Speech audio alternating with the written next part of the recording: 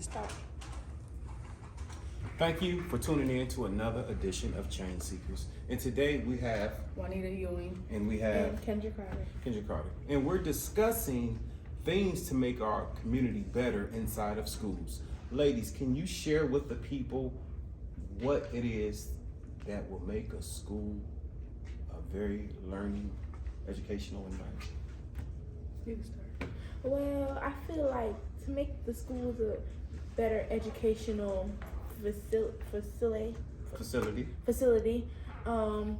the fighting between people is just, it has to stop, because most of the issues with the fighting, like the reasons and the causes, are very small and they turn very big because of the escalation of how people make it.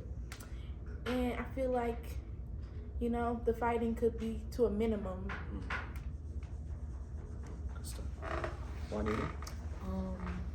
I think what would make the schools a better place for learning would be the teachers, because some teachers don't understand that people learn at a slower pace than other, and then they teaching the same thing over and over, and when we say we don't get it, they just be like, oh, well, you can come during recess, and we do. It's like, they don't understand. So I have a couple questions. One, how do you learn in a climate when you have an influential rapper, whether it's Lotto, SZA, Cardi B? How do you still learn without being distracted?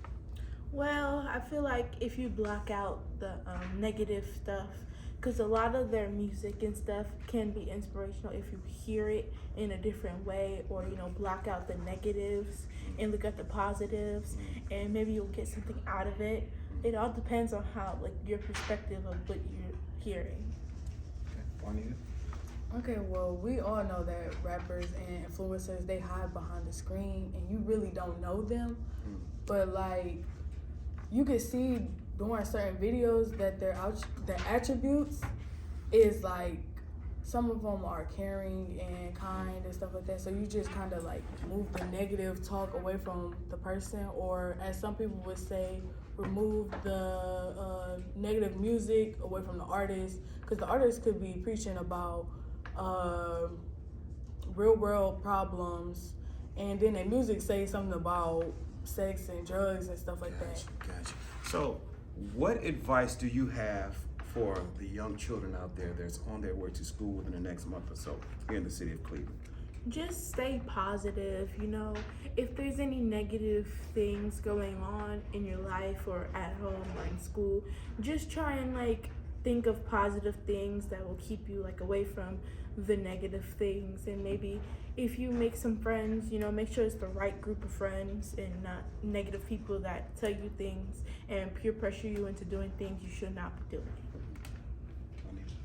I feel like when you walk into school, you should leave not all your problems, but, like, majority of, you know, the bad behavior and stuff like that at home, you should probably leave that before you come into school, because sometimes you could have, like, a bad day in the morning and it messes up your whole thing. You just come in with attitude towards the teachers and they're like, what did I do?